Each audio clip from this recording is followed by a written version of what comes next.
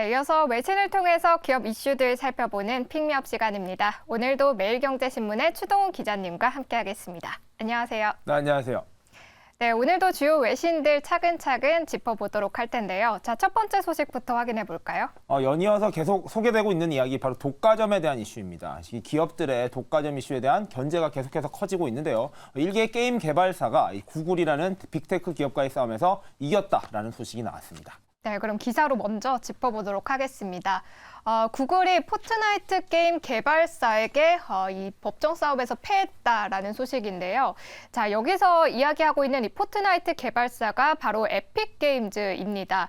이 에픽게임즈가 구글을 상대로 제기한 앱스토어 반독점 소송에서 이 3년여 만에 법정이 에픽게임즈의 손을 들어줬다는 소식인데요. 사실 구글 앱스토어 사용 안 하는 분들 없을 텐데요. 어떤 이슈들이 있었는지 좀 자세하게 확인을 해볼까요? 네, 스마트폰 시대가 도래하면서요. 스마트폰에서 다양한 앱 서비스들을 이용하는 사람들이 많이 늘어나고 있습니다. 특히 유료 결제를 포함한 여러 가지 서비스들이 많이 나오고 있는데 대표적으로 게임 서비스가 있습니다. 스마트폰 성능이 좋아지면 좋아질수록 모바일을 이용해서 할 수 있는 게임도 많이 늘어나고 있는데요. 대표적인 게임 개발사입니다. 바로 에픽게임즈입니다. 포트나이트라는 게임으로 유명한 게임 개발사인데 여기가 이 구글이라는 구글 스토어를 운영하는 빅테크 기업을 상대로 소송전에 들어가 있었습니다. 자, 이 소송이 3년여간의 시간을 끌었는데 그 결과 에픽게임즈가 구글을 위해 이겼다라는 소식이 들려왔습니다. 자, 바로 이 앱스토어에서 나가고 있는 수수료가 너무 과다하다라는 지적이 있었는데 이에 대해서 법원의 판단이 구글의 과다함이 맞다라고 인정을 했다라는 것이고요. 샌프란시스코 연방법원에서 판단이 나왔습니다. 이 반독점 소송에서 에픽게임즈의 손을 들어주는 소식이 들려오면서 시장에 미칠 영향을 놓고 많은 투자자들 그리고 구글에 투자하고 있는 사람들의 관심이 커지고 있는 상황입니다.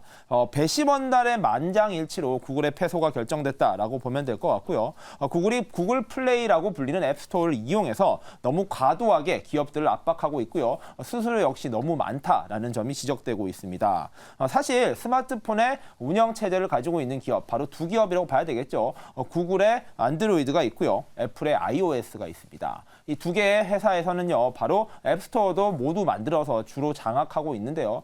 국내 이동통신사라든지 삼성전자와 같은 제조사들도 앱스토어 시장의 도전장을 계속해서 던지고 있지만 애플과 구글의 시장 점유율은 90%가 넘는 상황, 사실상 독점해 오고 있다라고 봐야 될 것 같습니다. 그런 가운데 이 두 앱스토어 개발사는요, 이러한 앱 서비스들에게 최대 30%의 수수료를 부과하면서 가만히 앉아서 코를 풀고 있다라고 이야기를 하고 있습니다. 그 시장이 매우 큰데요. 실제로 구글 플레이의 연간 매출액은 2022년도에 4,230억 달러, 한국 돈으로 무려 560조 원의 돈을 벌어들이고 있다라고 분석되고 있습니다. 구글 플레이 같은 경우에는 앱스토어를 제공만 하고 있고요. 사실상 게임 개발이나 앱 서비스 개발은 개발사들이 하고 거기에서 만들어지는 매출의 30%를 거저먹고 있다는 것입니다. 자, 에픽게임즈가 지적한 부분이 이 부분이었고요. 이로 인해서 에픽게임즈는 이 부분이 너무 부당하기 때문에 우리가 자체적으로 에픽게임즈 스토어를 만들어서 여기 안에서는 12%의 수수료만 받고요. 그 외에 다른 결제 수단을 이용할 경우 아예 수수료를 내지 않아도 된다라는 파격적인 제안을 한 것입니다. 그랬더니 구글과 애플 등에서는요, 이 에픽게임즈의 서비스 자체를 구글 플레이와 애플 스토어에서 퇴출시키는 결정을 내려버린 것입니다. 그렇다 보니까 에픽게임즈는 그것은 부당하다라며 반독점 소송을 제공했었고, 이러한 소송이 계속해서 3년여간 이어간 끝에 결론적으로는 구글이 패소했다라는 소식이 들려왔는 것인데요. 자, 이번 소송의 결과는 다른 앱 개발사에게도 영향을 미칠 것이다라는 전망이 우세하고 있습니다. 그 말인즉슨 반대로 말하면 구글과 애플에게는 위기가 될 수 있다라는 지점에서 굉장히 시사하는 바가 큰 뉴스라고 보시면 될 것 같습니다.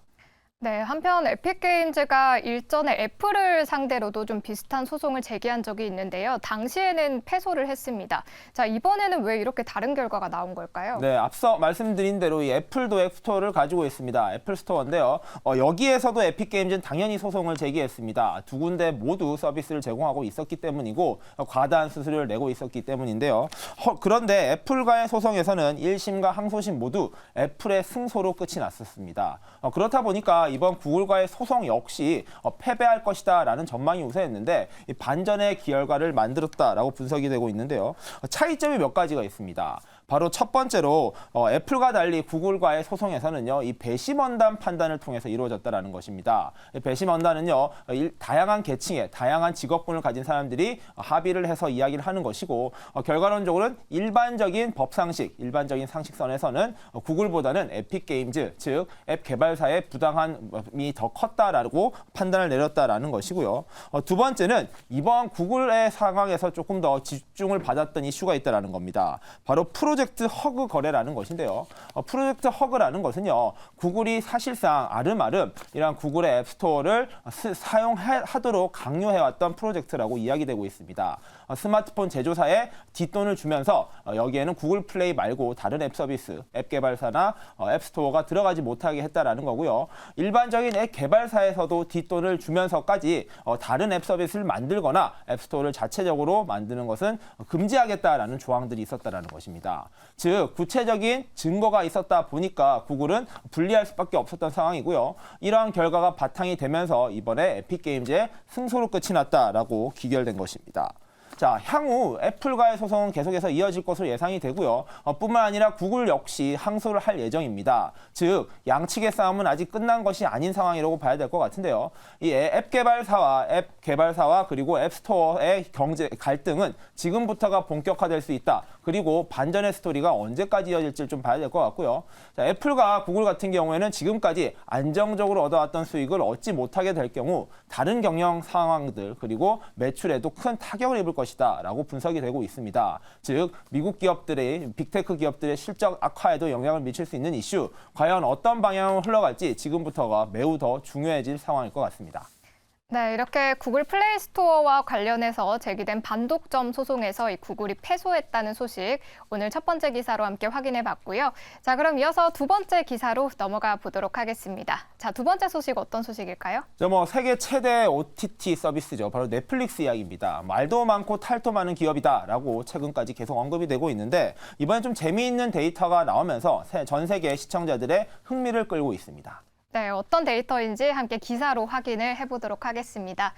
넷플릭스가 처음으로 전체 카탈로그에 대한 시청 데이터를 공개했다라는 기사인데요. 저도 이 기사를 굉장히 흥미롭게 봤는데요. 이렇게 넷플릭스가 창사 이래 처음으로 사람들이 어떤 콘텐츠를 많이 봤는지 이 시청 순위를 집계한 데이터를 발표했습니다.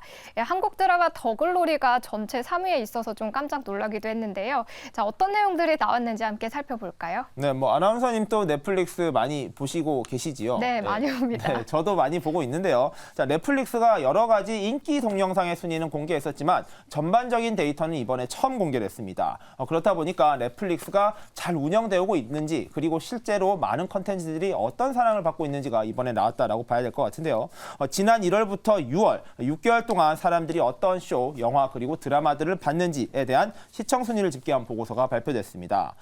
시청 보고서의 이름은 우리가 본 것, What We Watched라고 제목이 달려 있는데요. 자, 테드 사란도스 CEO는 이번에 시청 기록들을 공개함으로써 신뢰도를 높이고요. 넷플릭스 서비스가 미래로 나아가야 될 컨텐츠 방향을 보여주겠다라고 발표를 했습니다. 자, 먼저 10만 시간 이상 시청된 18,000개 이상의 프로그램이 이번에 시청 통계에 잡혔다라는 것이고요. 이 프로그램들로만 해도 약 시청 시간의 99%를 차지한다. 대부분의 시청 기록들이 전부 공개됐다라고 분석되고 있습니다. 자, 먼저 55%가량은요. 오리지널 컨텐츠가 시청된 것으로 확인이 됐습니다. 즉 넷플릭스의 오리지널 컨텐츠 제작 전략이 잘 먹혀들었다라고 분석이 되고 있고 나머지 45%는 라이선스 콘텐츠, 즉 다른 데서 제작한 것을 넷플릭스가 사온 컨텐츠로 채워졌다라고 분석이 되고 있습니다. 자, 6개월간 총 시청 시간은 934억 시간 정도로 분석이 되는데 이게 바로 6개월 기준으로 가입자당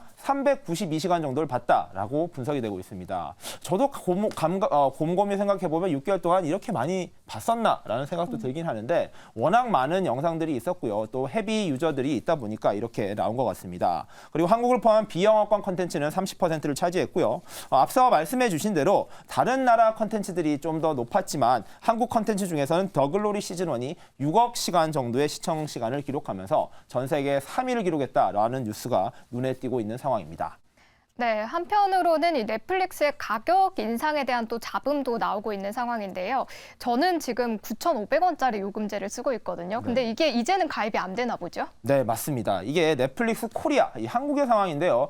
전 세계적으로 넷플릭스가 가격을 올리는 전략을 구사하고 있습니다. 앞선 코너에서도 언급했던 것처럼 유튜브 같은 경우에도 프리미엄 가격을 올리고 있는 등 여러 OTT와 구독형 서비스의 가격 인상이 계속해서 부담을 일으키고 있는 상황인데요. 넷플릭스 코리아가 말씀해 주신 9,500원짜리 베이직 요금제의 신규 가입을 막았다라는 보도가 나왔습니다. 이는 결국에는 광고가 있는 더 저렴한 요금제를 쓰거나 이제부터는 광고 없는 콘텐츠를 보기 위해서는 더 비싼 기본 요금을 써야 된다는 것이고요. 광고 없는 기본 요금제는 현재 13,500원으로 책정되어 있습니다. 즉 이제 9,500원 대신에 4,000원가량을 더 내야지만 광고가 없는 콘텐츠를 볼 수 있다는 것인데요. 가격 인상이 계속 이어지고 있다 보니 시청자들은 아무래도 부담이 늘어날 수 있다는 점 한번 체크해 보셔야 될 것 같습니다.